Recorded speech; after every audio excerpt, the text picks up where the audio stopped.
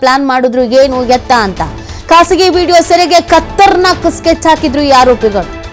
ಅಧಿಕಾರಿಯ ಮನೆ ಕೆಲಸದವಳಿಗೆ ಲಾಕ್ ಮಾಡ್ಕೊಬಿಟ್ಟಿದ್ರು. ಫಸ್ಟಿಗೆ ಇವರು ಮನೆ ಕೆಲಸದವಳಿಗೆ ಗಾಳ ಹಾಕಿದ್ರು. ಇವರು ಮನೆ ಕೆಲಸದವ್ರಿಗೆ ಗೊತ್ತಿರುತ್ತಲ್ಲ ಎಷ್ಟೊತ್ತಿಗೆ ಬರ್ತಾರೆ ಎಷ್ಟೊತ್ತಿಗೆ ಹೋಗ್ತಾರೆ, ಕೀ ಎಲ್ಲಿಟ್ಟಿರ್ತಾರೆ, ಮನೇಲಿ ಯಾರು ಇರ್ತಾರೆ ಯಾರಿರಲ್ಲ.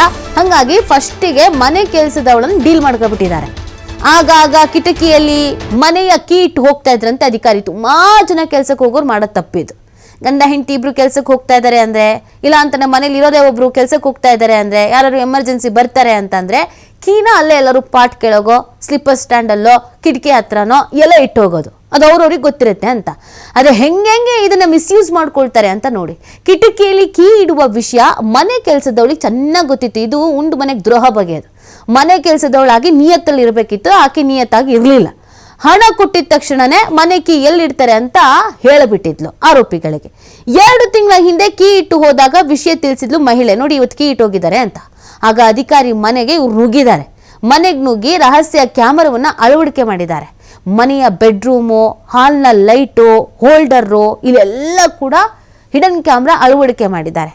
ಈ ಬಗ್ಗೆ ಮಾಳಮಾರುತಿ ಪೊಲೀಸ್ ಠಾಣೆಯಲ್ಲಿ ಕೇಸು ದಾಖಲಾಗಿದೆ. ನೋಡಿ ಯಾವ ಥರ ಟ್ರ್ಯಾಪ್ ಮಾಡಿದ್ದಾರೆ, ಒಬ್ಬ ಅಧಿಕಾರಿಯನ್ನೇ ಟ್ರ್ಯಾಪ್ ಮಾಡಿದ್ದಾರೆ ಅನ್ನೋದು ಗೊತ್ತಾಗುತ್ತೆ. ಇನ್ನು ಎಷ್ಟರ ಮಟ್ಟಿಗೆ ಇವರು ಬಂಡತನಕ್ಕೆ ಬಿದ್ದಿದ್ರು ಅನ್ನೋದು ಇಲ್ಲಿ ನೋಡ್ಬೇಕಾಗತ್ತೆ.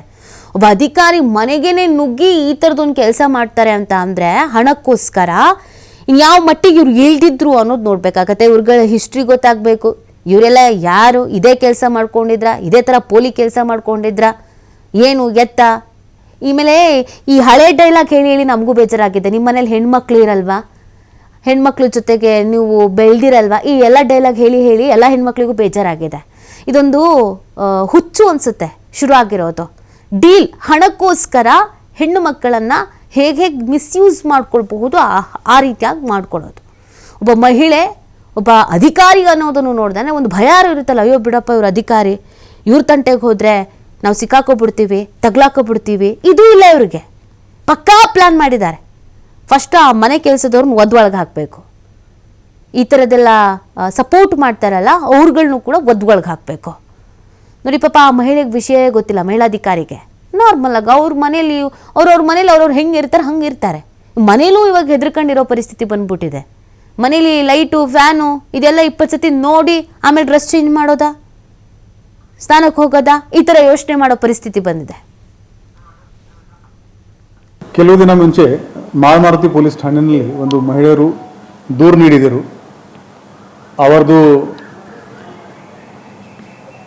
ಖಾಸಗಿ ಕ್ಷಣಗಳನ್ನು ಯಾರು ವಿಡಿಯೋ ಚಿತ್ರೀಕರಣ ಮಾಡಿಕೊಂಡು ಅವರಿಗೆ ಬ್ಲಾಕ್ ಮಾಡ್ತಾ ಇದ್ದಾರೆ. ಇದರಲ್ಲಿ ಶಾಕಿಂಗ್ ಪಾರ್ಟ್ ಏನಿತ್ತು ಅಂದರೆ ಅದು ಖಾಸಗಿ ಕ್ಷಣಗಳು ಅವರ ಸ್ವಂತ ಮನೆಯಲ್ಲಿನೇ ರೆಕಾರ್ಡ್ ಆಗಿತ್ತು. ಮತ್ತು ಅವರು 50 ಲಕ್ಷದ ಬೇಡಿಕೆಯನ್ನು ಇಟ್ಟಿದ್ದರು. ಅವರು ಪೊಲೀಸ್ ಸ್ಟೇಷನ್ಗೆ ಕಾಂಟ್ಯಾಕ್ಟ್ ಮಾಡಿದ ತಕ್ಷಣ ನಾವು BNS 308/77 ಮತ್ತು 351 ಅದರ ಜೊತೆಗೆ ಇನ್ಫಾರ್ಮೇಷನ್ ಟೆಕ್ನಾಲಜಿ ಆ್ಯಕ್ಟ್ 66E, 67 ಮತ್ತು 67A ಈ ಎಲ್ಲ ಸೆಕ್ಷನ್ಗಳಲ್ಲಿ ತಕ್ಷಣವೇ ಒಂದು FIR ಮಾಡಿಕೊಂಡು ಆರೋಪಿಗೆ ಕೂಡ ಅವರಿಗೆ ಸಂಪರ್ಕ ಕಂಟಿನ್ಯೂ ಮಾಡೋಕ್ಕೆ ಹೇಳಿದ್ದೀವಿ. ಮತ್ತು ರೆಡ್ ಹ್ಯಾಂಡೆಡ್ ಆರೋಪಿಗೆ ಇದರಲ್ಲಿ ದಸ್ತಗಿರಿ ಮಾಡಲಾಗಿದೆ. ಇದು ಪ್ರಕರಣ ಹೇಗಿದೆ ಅಂದರೆ, ಆ ಮಹಿಳೆಯದು ಜೊತೆಗೇ ಯಾರು ಕೆಲಸ ಮಾಡ್ತಾರೆ ಅವರಿಗೆ ಮಾಹಿತಿ ಗೊತ್ತಾಯಿತು. ಆ ಮಹಿಳೆ ಮನೆ ಲಾಕ್ ಮಾಡಿದ ಮೇಲೆ ಕೀ ಅಲ್ಲಿ ಮನೆ ಹೊರಗಡೆ ಇಟ್ಕೋತಾರೆ ಅಂತ ಈ ಮಾಹಿತಿ ಅವನಿಗೆ ಇತ್ತು. ಈ ಮಾಹಿತಿ ಅವನು ಈ ಯೂಟ್ಯೂಬರ್ಸ್ಗೆ ಶೇರ್ ಮಾಡಿದ್ದಾನೆ. ಆ ಯೂಟ್ಯೂಬರ್ಸ್ ಆ ಮಹಿಳೆ ಮನೆಯಲ್ಲಿ ಯಾವಾಗ ಇರಲಿಲ್ಲ ಆವಾಗ ಅವ್ರ ಮನೆಯಲ್ಲಿ ಒಂದು ಹಿಡನ್ ಕ್ಯಾಮೆರಾ ಇನ್ಸ್ಟಾಲ್ ಮಾಡಿದ್ದಾರೆ. ಆ ಹಿಡನ್ ಕ್ಯಾಮೆರಾ ಹೇಗಿದೆ ಅಂದರೆ ಒಂದು ಬಲ್ಬ್ದು ಏನು ಹೋಲ್ಡರ್.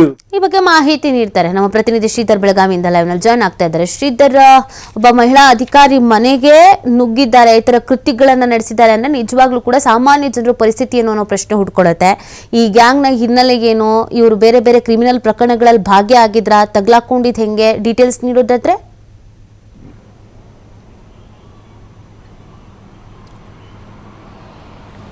ನಿತಿ, ಏನು ಕುಂದಾನಗರಿ ಬೆಳಗಾವಿಯಲ್ಲಿ ಪೊಲೀಸರೇ ಬೆಚ್ಚಿ ಬೀಳುವಂಥ ಒಂದು ಬ್ಲ್ಯಾಕ್ ಮೇಲ್ ಪ್ರಕರಣವನ್ನು ಈಗ ಮಾಳಮಾರುತಿ ಪೊಲೀಸರು ಭೇದಿಸಿದ್ದಾರೆ ಅಂತ ಹೇಳ್ಬೋದು.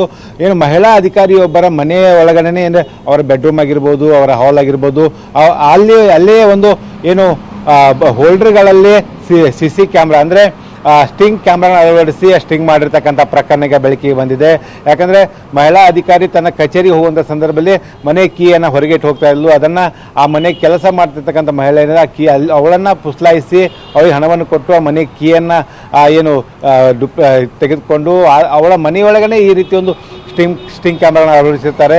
ತದನಂತರ ಏನಂದರೆ 1 ತಿಂಗಳ ಬಳಿಕ ಆ ಒಂದು ಅಳವಡಿಸಿದ ಸ್ಟಿಂಗ್ ಕ್ಯಾಮ್ರಾಗಳೇನಿದ್ದಾವೆ ಅದನ್ನು ವಾಪಸ್ ಬಿಚ್ಕೊಂಡು ಬಂದು ಅದು ಪರಿಶೀಲನೆ ಮಾಡಿದ ಸಂದರ್ಭದಲ್ಲಿ ಆ ಮಹಿಳಾ ಅಧಿಕಾರಿಯ ಒಂದು ಏನಂದರೆ ಖಾಸಗಿ ವಿಡಿಯೋಗಳು ಬೆಡ್ರೂಮ್ನಲ್ಲಿರ್ತಕ್ಕಂಥ ಖಾಸಗಿ ವಿಡಿಯೋಗಳು ಕೂಡ ಚಿತ್ರೀಕರಣ ಆಗುತ್ತೆ. ಆ ಚಿತ್ರೀಕರಣ ಆಗಿರ್ತಕ್ಕಂಥ ಖಾಸಗಿ ವಿಡಿಯೋವನ್ನು ಮುಂದಿಟ್ಟುಕೊಂಡು ಆ ಒಂದು ಮಹಿಳಾ ಅಧಿಕಾರಿಗೆ ಒಂದು ಏನು ಬ್ಲ್ಯಾಕ್ ಮೇಲ್ ಮಾಡುವಂಥ ಕೆಲಸವನ್ನು ಮಾಡ್ತಾರೆ. 50 ಲಕ್ಷ ರೂಪಾಯಿ ಕೊಡುವಂಥ ಡಿಮಾಂಡ್ ಮಾಡುವಂಥದ್ದು.